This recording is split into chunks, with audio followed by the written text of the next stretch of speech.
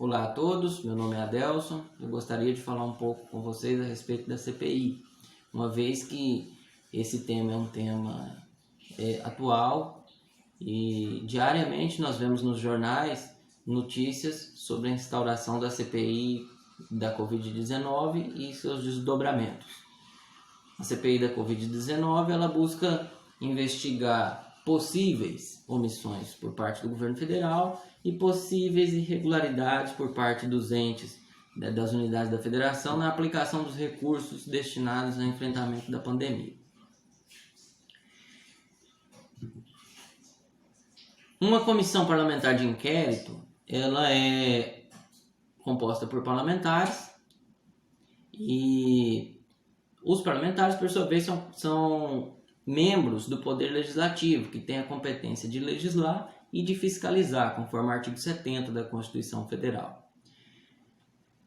Aí o artigo 58 da Constituição Federal, no parágrafo 3º, ele traz aqui a criação desse instituto, que são as comissões parlamentares de inquérito. As comissões parlamentares de inquérito, elas são uma espécie de instituto balizador, uma vez que nós temos a teoria dos freios e contrapesos, onde um poder controla o outro. O poder ele é um só que ele é dividido em três. A nossa Constituição divide em três por fins didáticos. Então, o poder é um só, dividido por três, e um controla o outro. Eles convivem de forma harmônica. E por isso, a Constituição instituiu esse instituto, né? Elas são temporárias, elas não podem se prestar a durar de eterno, e elas são criadas por qualquer casa parlamentar, mediante requerimento de 1/3 dos seus membros, seja pelo Senado, seja pela Câmara dos Deputados. O objeto de uma CPI é investigar um fato determinado, portanto, não pode ser algo em abstrato. Nós vamos criar uma CPI para investigar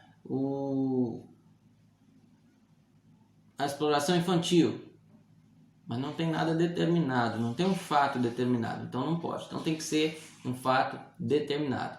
Essa que nós estamos vendo falar na televisão agora tem um fato determinado. Que fato? Uma possível omissão do governo federal, e eu aqui não vou nem criticar e nem apoiar o governo federal. Eu estou longe de questões políticas, aqui a nossa análise ela é técnica, e o objeto é esse, é apurar uma possível omissão do governo federal, e essa apuração ela tem desdobramentos, que no caso aí é a apuração da aplicação dos recursos, de possíveis irregularidades na aplicação dos recursos feitos por estados e municípios.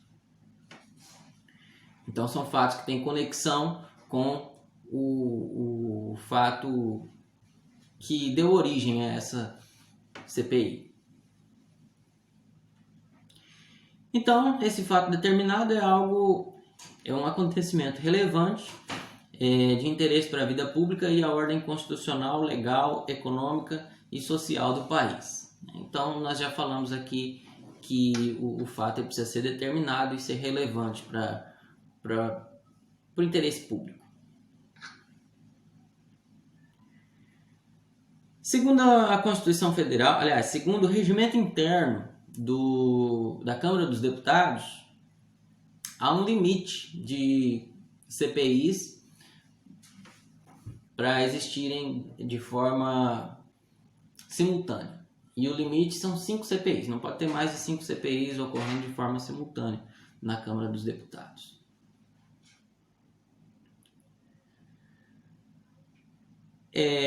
O artigo 58 da Constituição Federal, parágrafo 3º, ele institui a Comissão Parlamentar de Inquérito, cria esse instituto de contrapeso e balizador entre os poderes, né? E dá ao Poder Legislativo essa competência de de investigar os demais, ou a si mesmo, né? Nós precisamos entender uma coisa: o poder, ele é um só. Ele é dividido em 3 pela Constituição para fins didáticos. É tanto que os poderes, eles possuem funções típicas e funções atípicas. Por exemplo, o poder executivo tem a função típica de administrar, mas de forma atípica ele também legisla. É o caso das medidas provisórias, que têm força de lei, que são assinadas pelo presidente da República. O poder legislativo, ele possui sua função típica de legislar, mas ele também julga em alguns casos, na sua função atípica. É o caso, por exemplo, do julgamento dos processos de impeachment, que é feito pelo Senado, que faz parte do poder legislativo. O poder judiciário, de igual modo, ele tem a sua função típica de jurisdição, de dizer o direito, né? de aplicar o direito ao caso concreto, porém, ele exerce também funções atípicas, como, por exemplo, no momento que institui súmulas vinculantes de observação obrigatória, ele está a legislar, é uma função atípica. No momento que administra os seus próprios órgãos, está a exercer a função administrativa, que é uma função típica do executivo. Então, os poderes, eles convivem harmonicamente entre si, porque na verdade são um. Eles estão intrinsecamente ligados. E por esse motivo se faz necessária a comissão parlamentar de inquérito para apurar possíveis ilícitos cometidos por outro poder ou pelo próprio poder legislativo.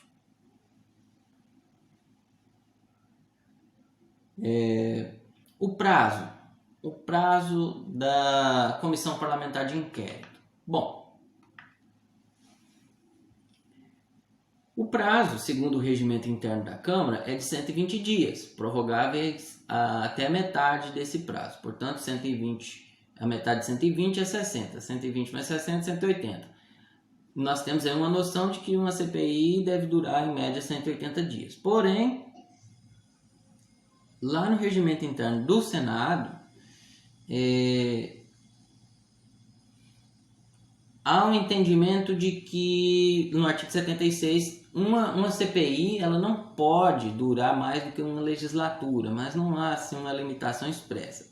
E há entendimentos doutrinários e jurisprudenciais de que uma CPI ela pode ser prorrogável, né? Ela pode ser prorrogada por várias vezes. Então não há uma limitação nesse sentido. Apenas nós precisamos entender que ela não pode durar mais do que uma legislatura. Ela tem um prazo certo, ela precisa começar e tem um prazo para terminar, mas ela pode ser prorrogada, não podendo durar mais do que uma legislatura.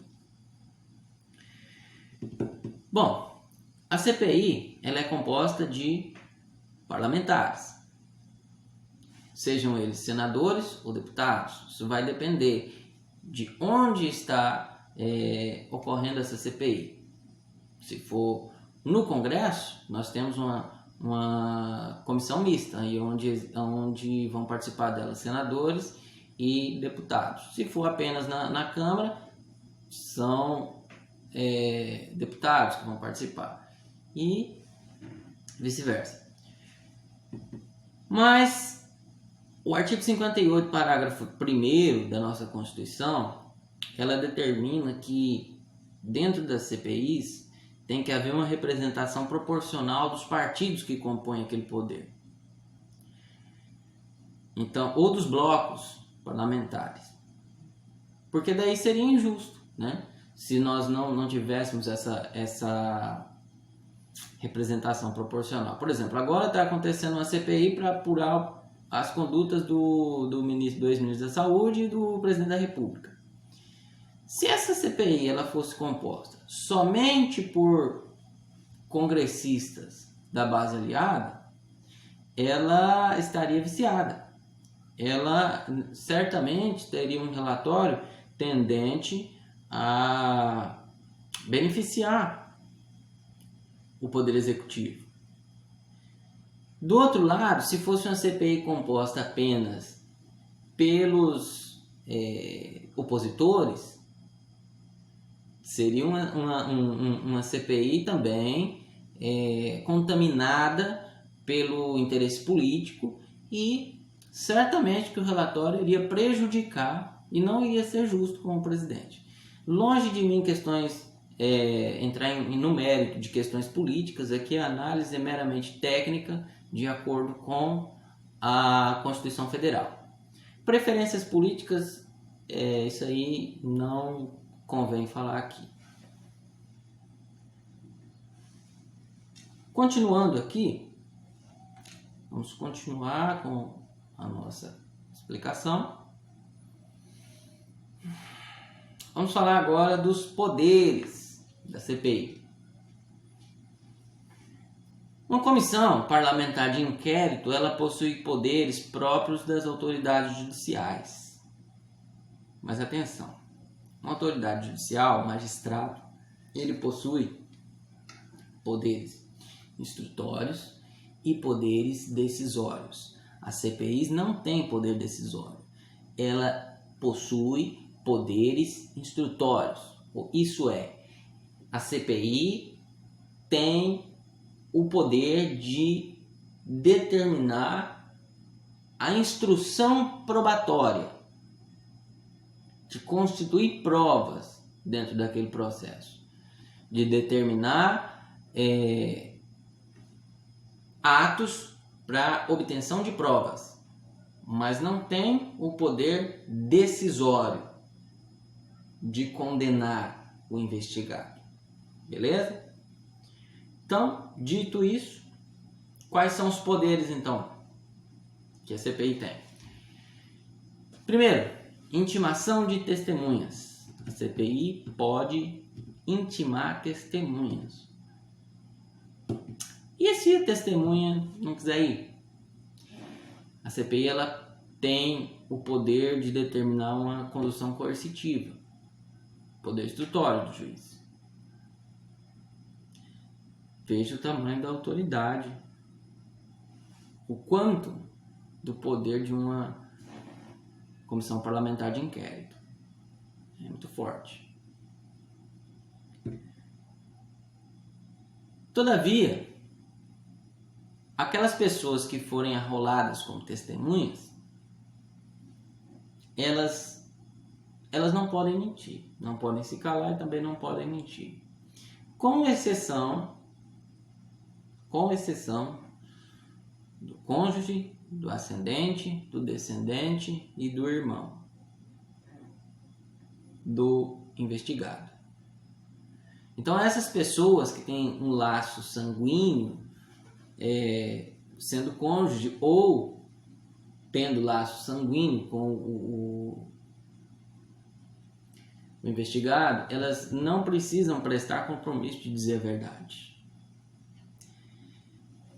A busca pela verdade numa CPI, ela não pode atrapalhar as relações familiares. Então, inquirir testemunhas que são muito próximos, que são parentes do investigado, é muito perigoso, porque certamente aquela pessoa vai mentir. Porque se for um parente que ama muito aquela pessoa que está sendo investigada, né? Ele vai mentir para quê? Para tentar amenizar e favorecer aquela pessoa. Do contrário,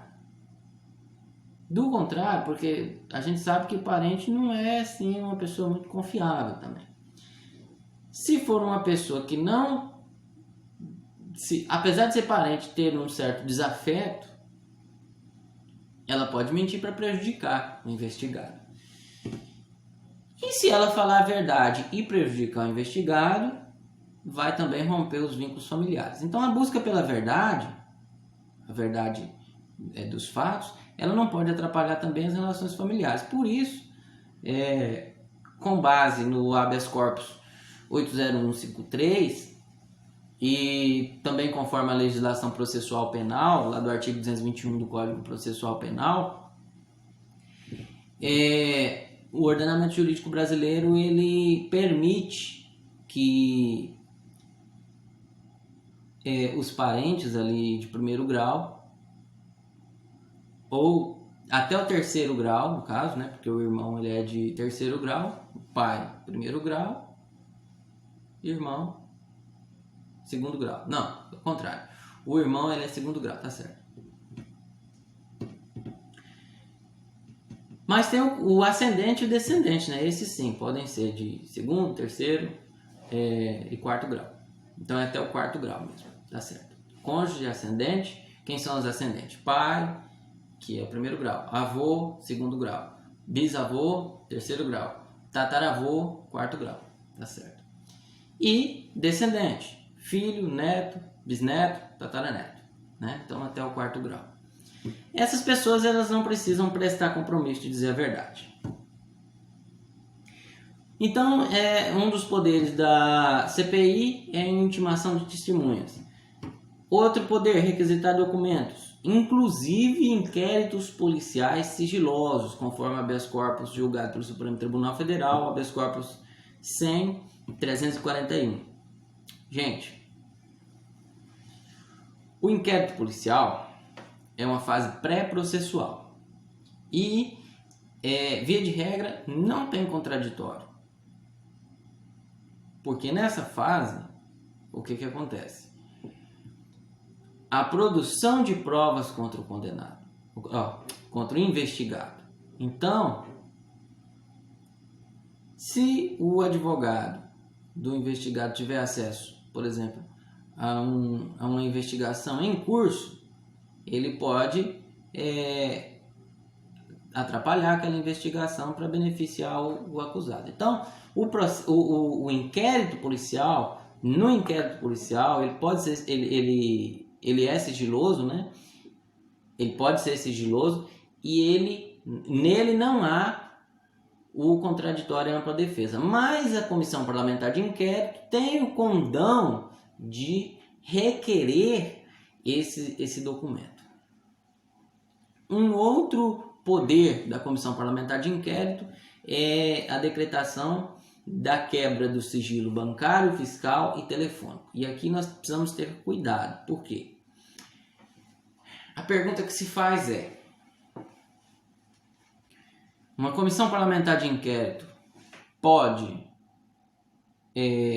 fazer interceptação telefônica? A resposta é não. Ela pode quebrar os dados, os registros telefônicos. Saber para quem que o investigado ligou, o horário, quantas vezes, ter todos os detalhes dos registros telefônicos. Assim como pode ter os dados bancários e fiscais. Mas não pode escutar o conteúdo daquelas conversas lá do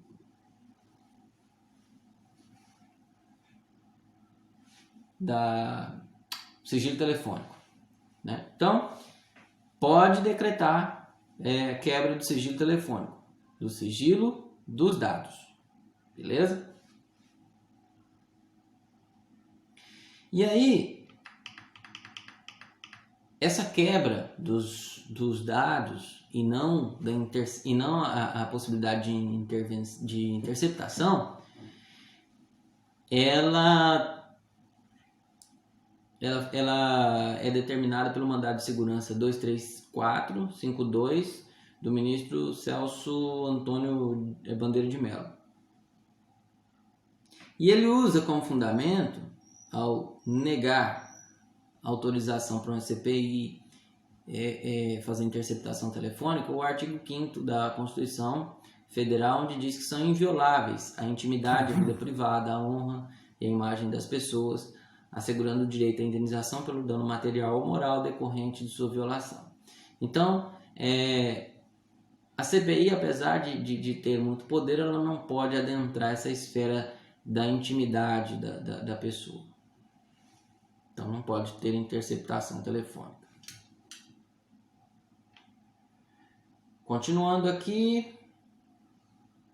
Bom, então, em resumo, são esses os poderes da CPI: intimação de testemunhas, requisição de documentos, quebra de sigilo bancário, fiscal e telefônico. Os poderes da CPI, eles são limitados. Há uma limitação. Eu já citei um aqui, que é a impossibilidade de interceptação telefônica, né? Então, como eu falei, os poderes, eles são próprios de autoridade do Poder Judiciário, porém são apenas os poderes instrutórios e nunca os decisórios. A CPI também não pode decretar bloqueio de bens, conforme o mandado de segurança 23455 do Supremo Tribunal Federal. Não pode decretar prisões, conforme a habeas corpus 85646. E aqui cabe um adendo. Recentemente, o relator da CPI da Covid, o senador Renan Calheiros, ele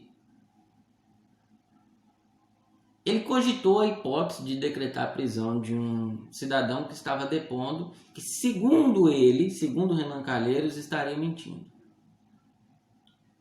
Ué, Delson, mas você acabou de falar que não pode decretar prisão. Mas é aqui que está o X da questão. A única exceção para que a CPI possa decretar prisão é o artigo 301 do Código de Processo Penal. É o caso da prisão em flagrante delito. Qualquer do povo, segundo o artigo 301 do Código de Processo Penal, qualquer do povo poderá e a autoridade policial deverá dar voz de prisão para quem estiver em flagrante delito. Então, a prisão em flagrante é a única exceção. E qual é o crime, então, que aquele cidadão estaria cometendo? Naquele exato momento, segundo o senador Renan Calheiros, eu não sei se é ou se não é, mas o senador disse que ele estaria cometendo, o crime tipificado na Lei 1579, artigo 4º. Vamos analisar o texto da lei. Artigo 4º, inciso 2º, que diz o seguinte: fazer afirmação falsa ou negar ou calar a verdade, como testemunha, perito, tradutor ou intérprete perante a comissão parlamentar de inquérito, constitui-se crime. Está lá no caput, constitui-se crime. Então, Renan Calheiros acusou eu não sei o nome daquele homem lá, de estar cometendo esse crime aqui. E por esse motivo, poderia ensejar uma prisão em flagrante se realmente ele estivesse mentindo, né? Enfim. A pena para o crime de mentira, parece uma brincadeira, né? A pena para o crime de mentira é aquela prevista no artigo 342 do Código Penal. A título de conhecimento, lá no artigo 342 do Código Penal está escrito o seguinte: fazer afirmação falsa ou negar ou calar a verdade como testemunha, perito, contador, tradutor ou intérprete em processo judicial ou administrativo, inquérito policial ou em juízo arbitral. Pena: reclusão de 2 a 4 anos e multa. Hoje, o ministro Pazuello conseguiu, no Supremo Tribunal Federal, a autorização para ficar calado, para não responder as perguntas que possam o incriminar. Quem concedeu esse habeas corpus preventivo foi o ministro Ricardo Lewandowski. Apesar de ser um pouco contraditório e sem querer entrar no mérito político, essa decisão não está equivocada. Ela está coerente com o ordenamento jurídico. Por quê? Porque o cidadão não é obrigado a produzir provas contra si mesmo. Não é. Então, ele não pode se calar.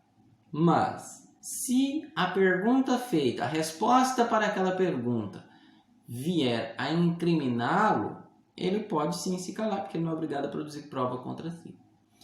É coerente, é um dos pilares do Estado Democrático de Direito, o direito à legítima defesa, né? E legítima defesa, eu me confundi agora, não é legítima defesa, é ampla defesa. Legítima defesa é um instituto lá do direito penal, lá, excludente de licitude.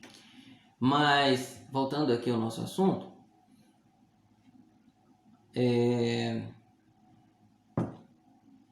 a pessoa pode se silenciar e com isso estar fazendo a sua defesa.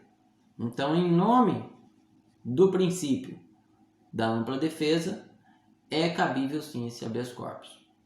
A pessoa não é obrigada a produzir prova contra si mesma, né? Pois bem, então, avançando aqui na nossa análise, ainda sobre a limitação dos poderes da Comissão Parlamentar de Inquérito, a CPI ela não pode determinar busca e apreensão em domicílio, porque a casa é asilo inviolável, segundo a Constituição Federal. Ela também não pode determinar interceptação telefônica, como eu já falei, e não pode fazer indiciamento de suspeitos. Então, não pode fazer indiciamento de suspeito, não pode determinar interceptação telefônica, não pode determinar busca e apreensão em domicílio, não pode decretar prisões, a não ser a prisão em flagrante, porque daí qualquer do povo também pode. É o que diz o artigo 301 do Código de Processo Penal. Não pode decretar bloqueio de bens e nem determinar medidas cautelares, porque daí são poderes decisórios do juiz, a aplicação de sanções e penalidades. Então a CPI ela tem poderes, mas esses poderes são limitados. Tantos poderes são conferidos pela administração, quanto a limitação destes também são conferidos pela pelos princípios da nossa Constituição.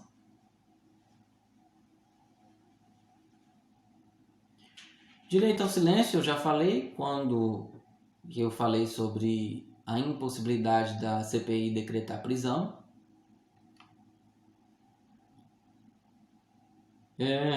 Deixa eu ver aqui. O que mais nós temos? É cabível o direito à petição e à assistência por advogados. Aliás, isso foi assegurado ao ex-ministro Pazuello também na decisão do Ricardo Lewandowski. Isso é também oriundo do princípio da ampla defesa, e esse princípio, o princípio da ampla defesa, é um corolário do nosso Estado democrático de direito. Então, é uma decisão acertada do ministro Ricardo Lewandowski. Até porque, se o ministro tiver cometido algum crime, isso vai ser apurado e as autoridades competentes vão descobrir. Não precisa de que ele mesmo se incrimine, né?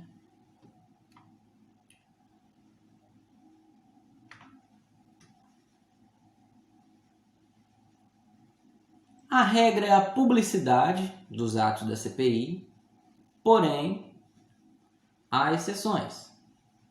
Em regra, as audiências devem ser públicas, porém, por razões de tutela do direito de intimidade das partes e também por questões de segurança pública, cabe a cada uma das casas parlamentares determinar o sigilo de determinada audiência, de determinado documento que compõe, determinado ato que compõe aquela CPI.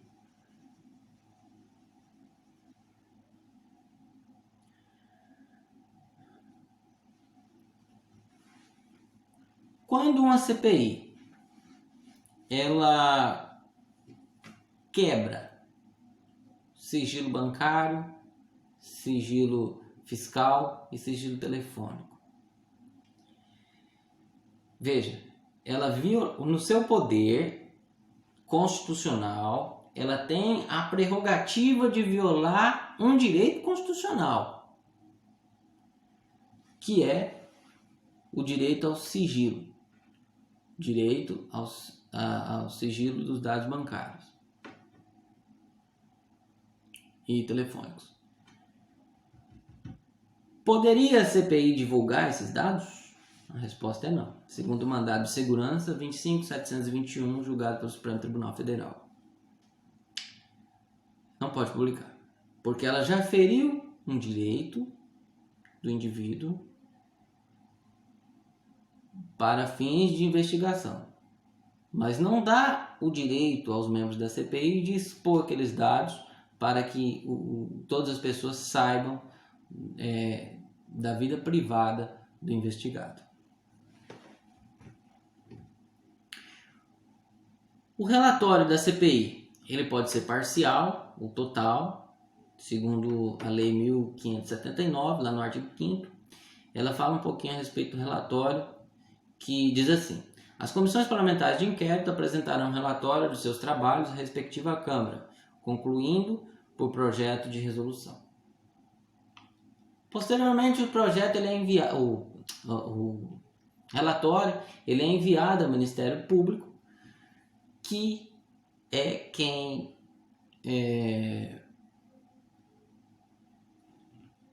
fará a denunciação, promoverá a responsabilização civil ou criminal do investigado. Nós sabemos que o Ministério Público é o fiscal da lei e é o titular da ação penal. O Estado é o titular da ação penal e o Estado confere ao Ministério Público a titularidade da ação penal. Então, se restar comprovado o cometimento de ilícitos, sejam eles civis ou criminais, compete ao Ministério Público ajuizar a ação. Ele vai promover a responsabilidade civil ou criminal dos agentes investigados, né?